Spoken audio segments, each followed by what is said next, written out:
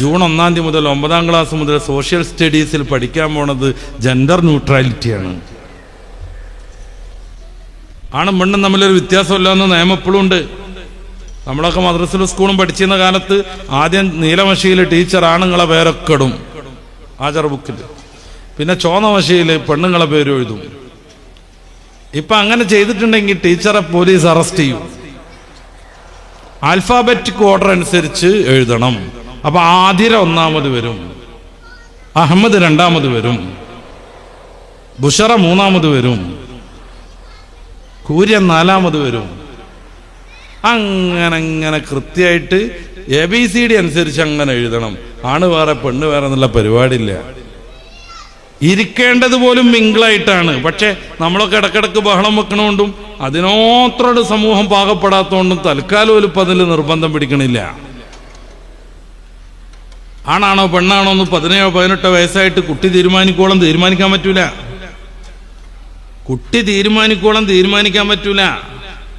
MBBS കഴിഞ്ഞിട്ട് MD കഴിഞ്ഞിട്ട് ഗൈനക്കോളജിസ്റ്റായി വന്ന ഒരു ഡോക്ടർ ലേബർ റൂമിന്റെ വാതിലും തുറന്നിട്ട് അവരിങ്ങനെ ചിരിച്ചുകൊണ്ട് പറയും, എവിടെ ഫാത്തിമാന്റെ ആളുകൾ? ഓടി ചെല്ലും, ഭർത്താവും മാപ്പി എല്ലാവരും കൂടി. എന്തേന്ന് ചോദിച്ചിട്ട്, കുഴപ്പമൊന്നുമില്ല, ഫാത്തിമ പ്രസവിച്ചിട്ടുണ്ട്, സുഖപ്രസവമാണ്, പെൺകുട്ടി എന്ന് പറയും. എങ്ങനെയാണ് ഈ ഡോക്ടർക്ക് ഇത് പെൺകുട്ടിയെന്ന് മനസ്സിലായത്? എന്റെ മുമ്പിലുള്ള കാരണവന്മാർക്ക് വയസ്സായവന്മാരൊക്കെ ഉണ്ടാവും, എത്തപ്പത് മനസ്സിലാകാൻ അത്ര വലിയ പണിയെന്ന് വിചാരിക്കണവര്. ഇനി അങ്ങനെ മനസ്സിലാകാൻ പാടില്ല എന്നാണ്. മൂത്രമൊഴിക്കണ ഓർഗം കണ്ടിട്ട് ഇനി ആണാ പെണ്ണാ തീരുമാനിക്കാൻ പാടില്ല. അതുകൊണ്ട് സെക്സേ തീരുമാനാവുള്ളൂ, ജെൻഡർ തീരുമാനിക്കാൻ പറ്റൂല. ഏത് ലിംഗം എന്നുള്ളത് തീരുമാനിക്കാൻ പറ്റൂല. പുരുഷനാണോ പെണ്ണാണോ എന്നുള്ളത് തീരുമാനിക്കാൻ പറ്റൂല. അതിനി എന്ത് വേണം? കുട്ടികൾ ചിന്തിച്ച് പക്വതൊക്കെ ആയിട്ട് ഓരോരുത്തർ തീരുമാനിക്കണം. അപ്പോഴേക്ക് താടിയൊക്കെ ഒന്നുണ്ടാവും, മീശൊക്കെ ഒന്നുണ്ടാവും, എന്നാലും ആ കുട്ടിക്ക് തീരുമാനിക്കാം അവൻ പെണ്ണാണെന്ന്. അല്ലെങ്കിൽ ആണാണ് എന്ന് പെണ്ണായിട്ട് വളർന്നൊരു കുട്ടിക്ക് തീരുമാനിക്കാം. ഡ്രസ് കോഡിൽ വ്യത്യാസം പാടില്ല. 2 പേർക്കും ട്രൗസർ ഇടാം, 2 പേർക്കും ഒരേ പാൻസ് ഇടാം. ബാലുശ്ശേരി സ്കൂളിലൊക്കെ നടത്താൻ തുടങ്ങിയത് അതായിരുന്നു, യൂണിഫോം ഈക്വാലിറ്റി. 2 ആളും പാൻറ് ഇടുക, 2 ആളും കുപ്പായ ഇടുക. അപ്പോഴും ഈ പെൺകുട്ടികളെ പറ്റിക്കാണ്. ആണുങ്ങളുടേതായി അറിയപ്പെട്ട ആ ഒരു ഡ്രസ്സിലേക്ക് അവരെ ഇടിച്ചു കയറ്റുകയാണ്, അവരെ തോൽപ്പിക്കുകയാണ്. എന്തുകൊണ്ട് ചുരിദാറും അതിന്റെ സഹായം ഇടുന്ന സാധനവും ആണുങ്ങൾക്കും കൂടെ നിർബന്ധമായിക്കൂടായിരുന്നു? എന്നാലും ഈക്വൽ ആവുമല്ലോ. എന്തുകൊണ്ട് ആൺകുട്ടികളും ഇനി മുതൽ പാവാടയും ജമ്പറും ഒക്കെ ഇടണം എന്ന് പറഞ്ഞു? അപ്പോഴും ഈക്വൽ ആവുമല്ലോ. ഈ പെൺകുട്ടികളെ പിന്നെയും പറ്റിക്കുകയാണ്, ആണുങ്ങളുടെ ഡ്രസ്സ് ഇടണം എന്ന് പറഞ്ഞിട്ട് ഇങ്ങോട്ട് നിർബന്ധിപ്പിച്ചാക്കുകയാണ്. അവരെഴുതുകയാണ്, കേരളത്തിലെ ചെറുപ്പക്കാര് ഈ ഹെറ്ററോനോർമാറ്റീവ് എന്ന് പറയുന്ന ജീവിത രീതി, ഒന്ന് ചാണായി വന്ന് ആണായി വളർന്ന് പെണ്ണായി ജനിച്ച് പെണ്ണായി വളർന്ന ഈ ഒരു ജീവിത രീതി കൊണ്ട് ഭയങ്കരമായി പ്രയാസപ്പെട്ട് ടെൻഷൻ അടിച്ച് നിൽക്കുകയാണ്. അവരതിൽ നിന്ന് മാറ്റിയിട്ട് ക്യൂർ ജീവിത രീതിയിലേക്ക് കൊണ്ടുപോകാനുള്ള ആദ്യത്തെ പടിയാണിത്. വിസ്തരിച്ച് പറയേണ്ടതാണ്, എനിക്ക് സമയത്തിന് പരിമിതിയുണ്ട്. എന്ന് വെച്ചാൽ ആണായിട്ടും പെണ്ണായിട്ടും വളരുന്നത് കൊണ്ട് വലിയ പ്രശ്നമുണ്ട്. കാരണം കല്യാണം കഴിക്കണം, പിന്നെ കുട്ടികളെ നോക്കണം, രോഗം വന്നാൽ ചികിത്സിക്കണം, ചെലവുണ്ടാക്കണം, വീടുണ്ടാക്കണം, അങ്ങനെ കുറേ പരിപാടിയില്ലേ. അത് വിചാരിച്ച് വിഷമിച്ച് നിൽക്കുന്ന കേരളത്തിലെ യുവസമൂഹത്തെ അതിൽ നിന്ന് മാറ്റിയിട്ട് തോന്നിയാസ ജീവിതം, ക്യൂർ എന്ന് പറഞ്ഞാൽ തന്നെ വിചിത്രം എന്നാണ് അതിൻ്റെ അർത്ഥം. വിചിത്ര ജീവിതത്തിലേക്ക് കൊണ്ടുവരാനുള്ള 1ാമത്തെ സ്റ്റെപ്പാണ് ഇതെന്നും പറഞ്ഞിട്ടാണ് യൂണിഫോം ഈക്വാലിറ്റി നടത്തിയത്. അപ്പൊ കുട്ടി ജനിക്കുന്നതോടുകൂടെ ആണാ പെണ്ണാ തീരുമാനിക്കാൻ പറ്റൂല. അത് നിയമം കേരളത്തിൽ ഔദ്യോഗികമായിട്ട് വന്നാൽ വാതിൽ തുറന്നിട്ട് പറയും, എവിടെ ഫാത്തിമാന്റെ ആളുകൾ എന്ന് ചോദിക്കും. അപ്പൊ ഓടിച്ചെല്ലണ സമയത്ത് ഫാത്തിമ പ്രസവിച്ചു കേട്ടോ എന്ന് പറയും. ഏതാ കുട്ടി അറിയുമ്പോ ഷട്ടപ്പ് എന്നറിയും ഡോക്ടർ, മുണ്ടരുത് അറിയും. ഏതാ കുട്ടി? മുണ്ടരുത്. ഇനി എപ്പോഴത് ആണും പെണ്ണും തിരിയാന്നറിയാം നിങ്ങള്? കുട്ടിക്ക് പ്രായമൊക്കെ ആയിട്ട് കുറച്ച് വലുതായിട്ട് ഓള് തീരുമാനിക്കണം. അതുവരെ ഈ സാധനം ആണാ പെണ്ണാ തീരുമാനിക്കാതെ ന്യൂട്രൽ ഇടണം. ഫസ്റ്റുക്കും സെക്കൻഡുക്കും റിവേഴ്സുക്കും ഒന്നും ഇടരുത്. ഇതിനാണ് ജെൻഡർ ന്യൂട്രാലിറ്റി എന്ന് പറഞ്ഞാൽ. ഈ പുസ്തകമാണ് പഠിപ്പിക്കാൻ പോണത് അടുത്ത ജൂൺ 1 മുതൽ സോഷ്യൽ സ്റ്റഡീസിൽ 9ാം ക്ലാസ്സിൽ. പ്രതിഷേധങ്ങളൊന്നും അവർക്ക് വലിയ വിഷയമൊന്നുമല്ല. കരുതിയത് നടപ്പിലാക്കും. താന്തോന്നികളായൊരു തലമുറയെ സൃഷ്ടിച്ചുകൊണ്ടിരിക്കും. മുത്തല്ലിമായി പോയ കുട്ടി പോലും ഇപ്പോ ഷിഖ എന്നും പറഞ്ഞ് ഇങ്ങനെ ഒരു ട്രാൻസ് വുമണായിട്ട് നടക്കുന്നുണ്ട്. ആ കുട്ടിയുടെ പഴയ പേര് സൽമാനുൽ ഫാരിസ് എന്നാണ്. ദർസലോദിയ കുട്ടിയാണ്. ഞാൻ നേരത്തെ പറഞ്ഞു, ഇത്തരം തോന്നിയാസങ്ങളിൽ നിന്ന് നമ്മുടെ മക്കളെ സംരക്ഷിക്കാനുള്ള ഏറ്റവും സുതാര്യമായ സാധ്യത മൗലവിയാക്കളാക്കുക എന്നാണ്. അവിടെ പോലും ലിബറലിസം കയറി മറിയുന്നു. സൽമാനുൽ ഫാരിസിനെ തട്ടിക്കൊണ്ടുപോകാന്ന് പറഞ്ഞാൽ ഈ മുത്താലിം ജീവിതത്തിൽ നിന്ന് അവനെ പറിച്ചിട്ട് ഇപ്പോൾ വലിയൊരു പമ്പർന്നോളായിട്ട് മൂപ്പരിങ്ങനെ ഇന്റർവ്യൂ നടത്തിക്കൊണ്ടിരിക്കണു. 10 ഉസ്താദുമാരെത്തുനിന്ന് പഠിച്ചുക്കണമല്ലോ, എന്തോ ഒരു മഹത്വം. സനദൊക്കെ നിങ്ങൾ 10 ആളുടെ സനദാണ് അവന് മുത്തസിലാക്കാൻ പോണത്. എന്നിട്ട് എന്ത് പറ്റി? ഇപ്പൊ വലിയൊരു പെണ്ണായിട്ട് സാരിയൊക്കെ എടുത്തിട്ട് എല്ലാരെയും കുറ്റം പറഞ്ഞുകൊണ്ട് അവളുടെ വീഡിയോ കിട്ടും. ഇത് ആകെ അവിടെ നടപ്പിലാവണം എന്നാണ് പറയണത്. ഇതിന്റെ ഇടയ്ക്ക് എങ്ങനെ നമ്മുടെ മക്കളെ സംരക്ഷിക്കേണ്ടത് നമുക്ക് ബാധ്യതല്ലേ? ഇതിന്റെയൊക്കെ ഫലമായിട്ട് പെണ്ണ് കെട്ടണത്, ആണ് കെട്ടണത് ഇഷ്ടമല്ലാത്ത തലമുറ വളർന്നു വരുന്നു. പ്രത്യേകിച്ച് പെൺകുട്ടികളിൽ വിവാഹത്തിനോടുള്ള താല്പര്യം കുറഞ്ഞു വരുന്നു. നമ്മുടെ സൊസൈറ്റിയിൽ പ്രത്യേകിച്ചും ഓരോ ന്യായം പറഞ്ഞിട്ട് അവർ കല്യാണം മുടക്കിക്കൊണ്ടേയിരിക്കും. എനിക്ക് പഠിക്കണം എന്നറിയും കുറേ കാലം, ഒരറ്റത്തെത്തോളം പഠിപ്പത്തി ഇനി കല്യാണം കഴിക്കാന്ന് പറയുമ്പോൾ വേറെ എന്തെങ്കിലും ഉതിർ പറയും, എനിക്ക് ജോലി കിട്ടണം എന്നറിയും. എന്നാൽ ഇവിടെ എവിടെയെങ്കിലും ജോലിക്ക് പോയിക്കോ, അത് പറ്റൂല, എനിക്ക് ഗവൺമെന്റ് ജോലി കിട്ടണം എന്ന് പറയും. അത് കല്യാണം മുടക്കാനുള്ള ഒരു ഉദറാണ്. ഗവൺമെന്റ് ജോലിയൊക്കെ കിട്ടണമെന്നുണ്ടെങ്കിൽ ഏകദേശം നേരെ തുടങ്ങണം. അതുവരെ മനോരമന്റെയും മാതൃഭൂമിന്റെയും തൊഴിൽ വാർത്തയും തൊഴിൽ വേദിയിലും വരുന്ന എല്ലാ ഫോമും പൂരിപ്പിച്ച് അയച്ചു കൊടുത്തുകൊണ്ടിരിക്കണം. എന്നിട്ട് ഇന്റർവ്യൂ നടക്കണം, PSC പാസ്സാവണം. PSC പാസ്സായിട്ട് ഷോർട്ട് ലിസ്റ്റ് പെടണം. ഷോർട്ട് ലിസ്റ്റ് പെട്ട് 5 കൊല്ലമൊക്കെ കാത്തിരുന്ന ജോലി കിട്ടാൻ സാധ്യത ഉണ്ട്. അപ്പോഴേക്കും അത് നിയമം മാറിയിട്ട് ആ ഷോർട്ട് ലിസ്റ്റൊക്കെ അടക്കണമെന്ന് പറയും. സംഭവം എന്താണ്? കല്യാണത്തിന് താല്പര്യമില്ല, ഓരോ ഉദറുണ്ടാക്കുകയാണ്. ഇനി എല്ലാം തരണം ചെയ്ത് ഒരു പുതിയാപ്പിള കാണാൻ വന്നു നിർത്തിക്കോളൂ, 100 കുറ്റം പറഞ്ഞിട്ട് വെറ്റങ്ങൾ അതിനാണ് ശരിയാക്കി വിടും. ഒന്നും പറ്റൂല. ചിലപ്പോ ഒരു ചാക്ക് ചിപ്സ് വാങ്ങിക്കുഴങ്ങും രക്ഷിതാവ്. ഇതൊക്കെ കൊടുത്തു തീർത്താലും പെണ്ണിനൊരാണിനെ പറ്റൂല. കാരണം അവൾക്ക് വിവാഹത്തിനോട് താല്പര്യമില്ല. പുതിയ ട്രെൻഡാണ് ഞാനീ പറയണത്. പെണ്ണ് വിചാരിച്ചാൽ മുടങ്ങൂലേ? എൻ്റെ ഖുർആൻ ക്ലാസ്സിൽ വരുന്നൊരു സാധു പയ്യൻ, നല്ല ദീനിയാണ്, നല്ല ജോലിയുണ്ട്, അവന് നല്ല വിദ്യാഭ്യാസമുണ്ട്. ഒരു പെണ്ണിനെ കാണാൻ പോയി. പെണ്ണിപ്പം ഇങ്ങോട്ട് ഇന്റർവ്യൂ ആണ്, ഭയമായിരുന്നല്ല. പല ഇന്റർവ്യൂ കഴിഞ്ഞിട്ട് പെണ്ണ് വെച്ചു, നിങ്ങൾക്ക് ഡ്രൈവിംഗ് അറിയോ? ആ പയ്യൻ പറഞ്ഞു, ഞാൻ സ്കൂട്ടി ഓടിക്കും. അപ്പോൾ പറഞ്ഞു ചിരിച്ചോളൂ, ഒറ്റ ചിരി, ഇത് പൊട്ടിയിട്ട് സ്കൂട്ടി ഓടിക്കുമല്ലോ. ഓനിഞ്ഞിപ്പോൾ അവിടെ കെട്ടാനോ ചായ കുടിക്കാനോ ജിലേബി തിന്നാനോ ചിപ്സ് തിന്നാനോ വല്ല താല്പര്യം ഉണ്ടാവോ? ഇറങ്ങിയൊന്ന് ഓടി കിട്ടിയാൽ മതിയായിരുന്നു എന്ന് വിചാരിക്കും. ഓരോ കാരണം ഉണ്ടാക്കിയിട്ട് അവർ കല്യാണം മുടക്കുകയാണ്. ഇത് ഞാൻ കുട്ടികളെ കുറ്റപ്പെടുത്താനല്ല പറയണത്, അവരെ പറഞ്ഞു പറ്റിച്ചതാണ്. കല്യാണം എന്ന് പറഞ്ഞിട്ടുണ്ടെങ്കിൽ അതൊരു ഇടങ്ങേറാണ്, വിവാഹം ബന്ധമാണ്, ബന്ധനവുമാണെന്ന് അവരെ പറഞ്ഞു പറ്റിച്ചാണ്. എന്നിട്ട് അടിമയായി ഇങ്ങനെ ഭർത്താവിന് ചായ ഉണ്ടാക്കി കൊടുക്കുക, ഭർത്താവിന്റെ ചായപാത്രം കൊണ്ടുപോയി ഇങ്ങനെ പറഞ്ഞു കയറ്റിയിട്ട് ഇവരെ ഒറ്റയ്ക്ക് ഇങ്ങനെ നടക്കാൻ ശ്രമിക്കുന്നു. സിംഗിളായിട്ട് അവൾക്കൊരു ജോലി കിട്ടുന്നു. ആ ജോലി കിട്ടിക്കഴിഞ്ഞാൽ പിന്നെ ചെയ്യാൻ പോണത് എന്താണ്? മാനേജർക്ക് ചായ ഉണ്ടാക്കി കൊടുക്കണ്, മൂപ്പര വാഴക്കത്തോല് പെറുക്കി കൊണ്ടുവരണ്, അത് കഴുകി വെക്കണ്. അത് സ്വാതന്ത്ര്യത്തിന്റെ ലക്ഷണമാണ്. സ്വന്തം ഭർത്താവിന് ഒരു ഗ്ലാസ് ചായ ഉണ്ടാക്കി കൊടുത്ത പാരതന്ത്രമായി പോയി. ഇങ്ങനെ പറഞ്ഞു പറ്റിച്ചതാണ് ഈറ്റങ്ങളെ. മാന്യമായ ഡ്രസ് ഇട്ടാൽ അത് ഭയങ്കരമായ പ്രശ്നം. ഇപ്പൊ ചെറുപ്പം മുതൽ പർദ്ദടണ, ഈ നിക്കാബൊക്കെ തൂക്കി നടക്കണ മുസ്ലിം പെൺകുട്ടിക്ക് ആ പർദ്ദ ഒരു ഉപദ്രവം ഉണ്ടായിട്ടില്ല. ഇത് കാണണ കുറെ തുണി വെച്ചിട്ട് നടക്കണ പെണ്ണുങ്ങൾക്ക് ഭയങ്കര ചൂടും പോകും. മീറ്റിങ്ങൾ പർദ്ദട്ട അവിടെ ഭയങ്കര ചൂട്, ചൂടത്ത് എന്നറിയും. ഇതുവരെ ഇതിട്ട് നടന്നിട്ട് പെൺകുട്ടികൾക്ക് എന്തെങ്കിലും തകരാറുണ്ടായിട്ടുണ്ടോ? ഇല്ലേ, സേഫ് ആയതല്ലേ ആണ്. ഇപ്പൊ ഓസോൺ പാളിയിലൊക്കെ വലിയ ഓട്ടം വന്നിട്ട് അതിലൂടെ അൾട്രാ വയലറ്റ് രശ്മി ഒന്നിച്ചിറങ്ങുകയാണെന്നാണ്. ആ തട്ടിനോടത്തൊക്കെ തൊലി രോഗങ്ങൾ ഉണ്ടാവുന്നതാണ്, ക്യാൻസർ വരെ ഉണ്ടാവുന്നതാണ്. പെൺകുട്ടികളുടെ ശരീരം ഇത്തിരി മൃദുവാണ്, തോലും അവരുടെ ശരീരഭാഗങ്ങളെല്ലാം. ഈ മൃദുവായ ശരീരഭാഗത്തിൽ അൾട്രാ വയലറ്റ് രശ്മി നേരിട്ട് തട്ടാതിരിക്കാൻ ആകെ മൂടിക്കിടന്നാൽ എന്താ പ്രശ്നം?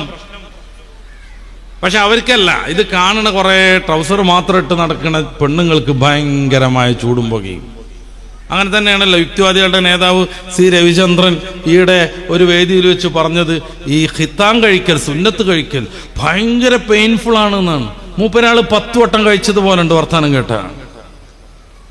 ഭയങ്കര വേദനയാണ്. ഓട് പറയണ കേട്ടിട്ട് ചുണ്ടൊക്കെ കൊണ്ട് ചുളിച്ച് വേദനന്റെ ഉക്കൊണ്ടേ. വൈദ്യശാസ്ത്രം തീരെ വികസിക്കാത്ത കാലത്ത് നാട്ടിലുള്ള ഏതോ ഒരു സാധു മനുഷ്യൻ വന്നിട്ട് വളരെ സിമ്പിളായിട്ട് ചെയ്തു പോയിരുന്നൊരു കാര്യമാണിത്. ഇത് കഴിച്ച ഈ സദസ്സിലുള്ള ആർക്കും അതിൻ്റെ വേദന കൊണ്ട് വിഷമമൊന്നുമില്ല. ചില കുട്ടികളുണ്ട് ഘട്ടം ഘട്ടമായിട്ട് 4-5 വട്ടമായിട്ട് കഴിച്ചാൽ മതി എന്ന് ആഗ്രഹിക്കണവർ. കാരണം അന്ന് കിട്ടിയ ചീരണി, അന്ന് കിട്ടിയ വണ്ടി, അന്ന് കിട്ടിയ നോട്ടും, പൊട്ടണ നോട്ടും, പേഴ്സും, ഡ്രസ്സും ഒക്കെ പാടെ കണ്ടിട്ട് ഇത് ഒറ്റയടിക്ക് തീർന്നു പോകണ്ടായിരുന്നു. പല ഘട്ടങ്ങളായിട്ടാണെങ്കിൽ അന്നൊക്കെ അത് എൻജോയ് ചെയ്യായിരുന്നു എന്ന് വിചാരിക്കണവർ പോലും ഉണ്ടാവും. എന്നിട്ട് ആ മറ്റേ ആൾക്ക് ഭയങ്കര വിഷമം, ഭയങ്കര പെയിൻഫുള്ളാണ്. ഇയാൾ ആരാന്ന് നോക്കണം.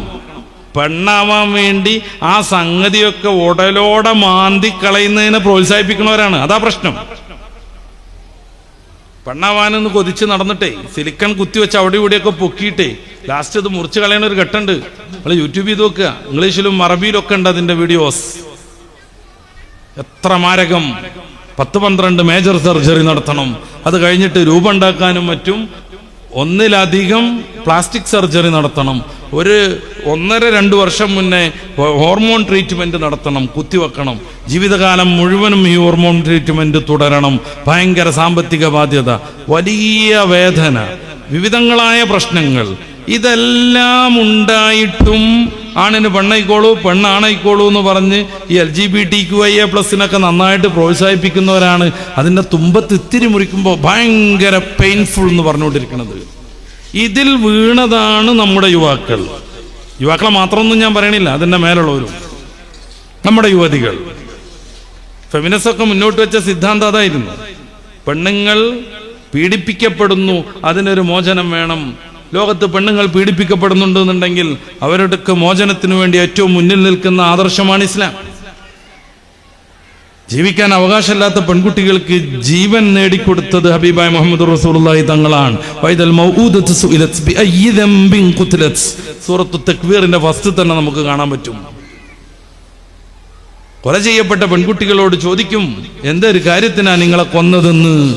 ആ കൊലയാളികൾക്ക് കൃത്യമായ പണിഷ്മെന്റ് നൽകും. ക്രിസ്ത്യാനി പെണ്ണുങ്ങൾക്ക് ഈ അടുത്ത് കോടതി വ്യവഹാരങ്ങൾ മുഖേനയാണ് പിതാവിൻ്റെയും മാതാവിൻ്റെയും സ്വത്തിൽ അവകാശം ഉണ്ടായത്. മുസ്ലിം പെൺകുട്ടികൾക്ക് പിതാവിൻ്റെയും മാതാവിൻ്റെയും സ്വത്തിൽ അനന്തരാവകാശം നൽകിയത് മുത്തറസൂൽ സല്ലല്ലാഹു അലൈഹി വസല്ലമ തങ്ങളാണ്. അപ്പോൾ ഓൽക്ക് പൗതിയല്ലേ ഉള്ളൂ എന്നായിരിക്കും അടുത്ത ചോദ്യം. 4 മാത്രമാണ് പെണ്ണിന് പൗതി ഉള്ളത്. 34 ടൈപ്പാണ് ആണും പെണ്ണും വരുന്നതുള്ളത് നമ്മുടെ ഫറായിലിൽ.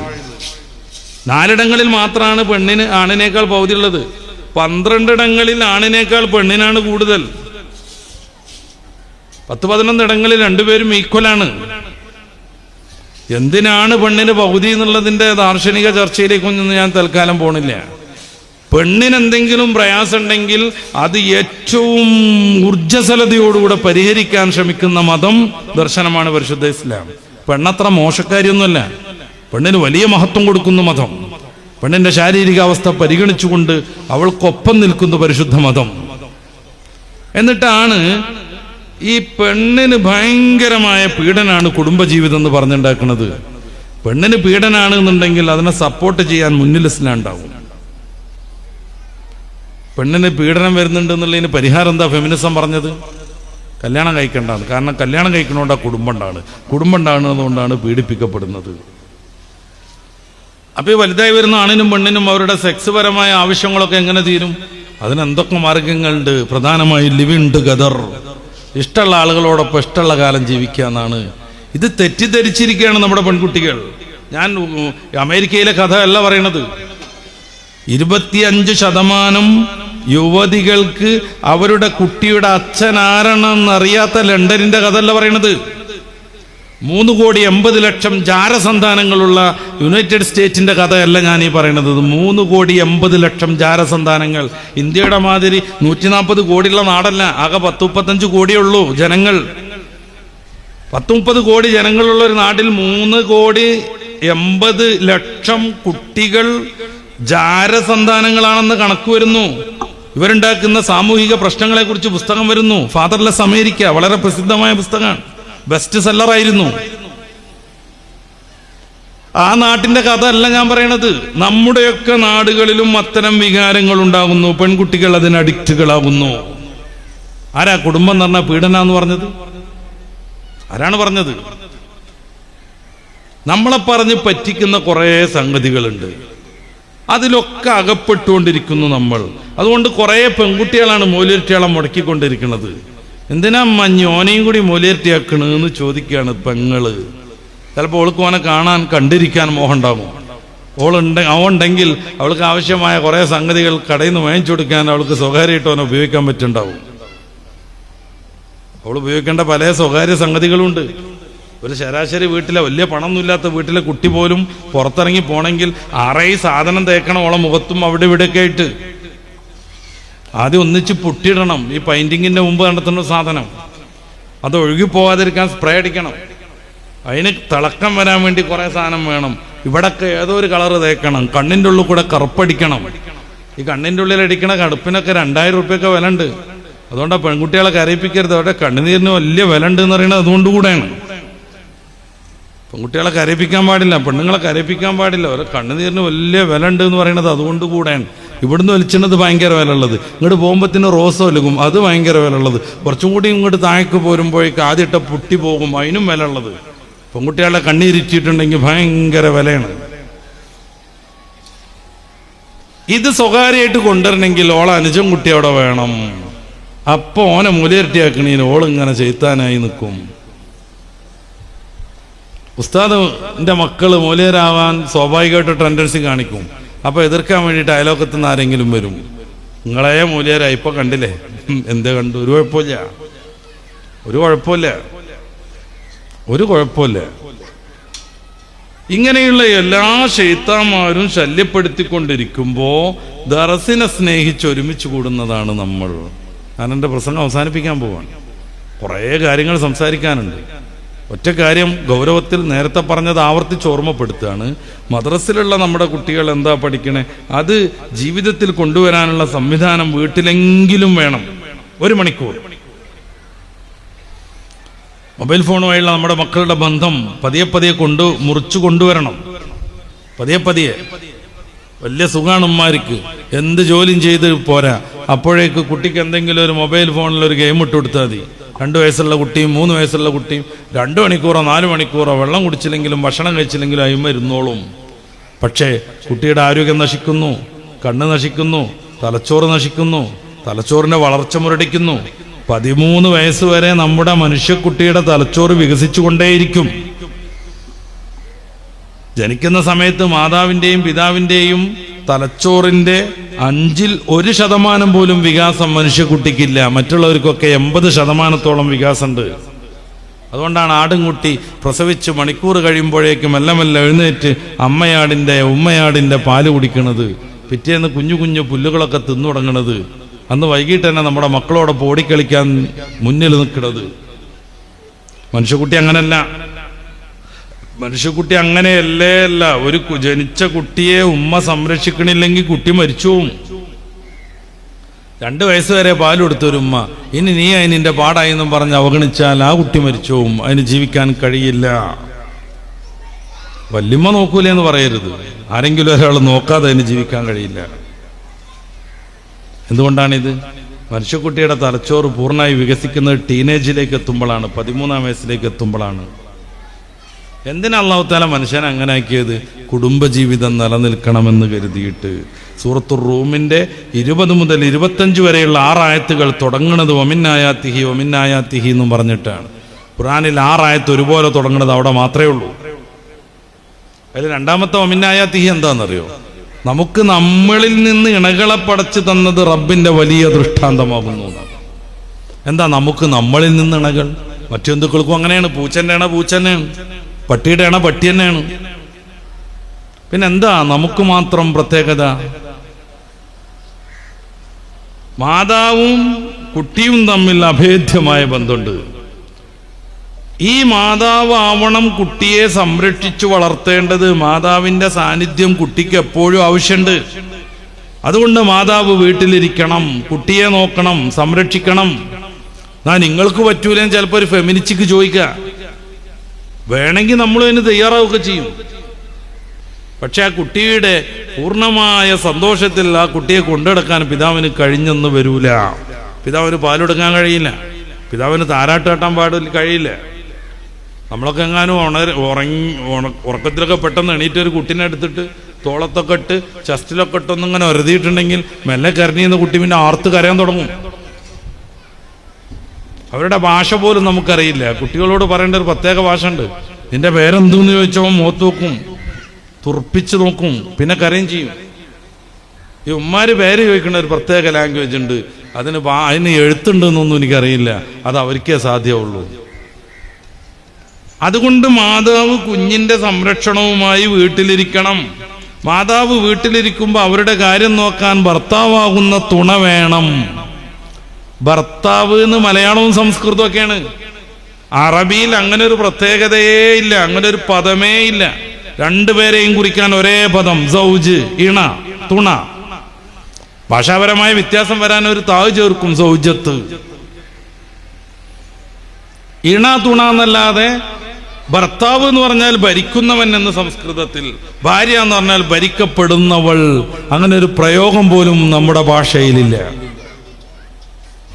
അപ്പൊ ഏറ്റവും സ്നേഹിച്ച് സഹകരിച്ച് എല്ലാം ത്യജിച്ച് ഈ പെണ്ണിനും മോനും മോൾക്കും വേണ്ടി ജീവിക്കുന്ന ഒരാൾ കൂടെ വേണം. ആ രണ്ടുപേരും മനോഹരമായി ജീവിതത്തെ മുന്നോട്ട് കൊണ്ടുപോകണം. പൂമുഖവാതിൽക്കൽ സ്നേഹം തുറന്നുകൊണ്ട് വിരിച്ചുകൊണ്ട് വിതറിക്കൊണ്ട് ഭാര്യയുണ്ടാകണം. സൂര്യനായി തഴുകി ഉണർത്താൻ അച്ഛനുണ്ടാകണം, വാപ്പയുണ്ടാകണം. ഈ ഒരു സമഞ്ജസമായ സംവിധാനം ഇത് മനുഷ്യൻ അത്യാവശ്യമാണ്. അതുകൊണ്ട് മനുഷ്യക്കുട്ടിക്ക് ജനിക്കുമ്പോൾ തന്നെ ആട്ടിൻകുട്ടിയുടെ ബുദ്ധി ഉണ്ടാകാൻ പാടില്ല. പതിയെ അവൻ വളർന്നു വരണം, ബുദ്ധി വികസിച്ചു വരണം.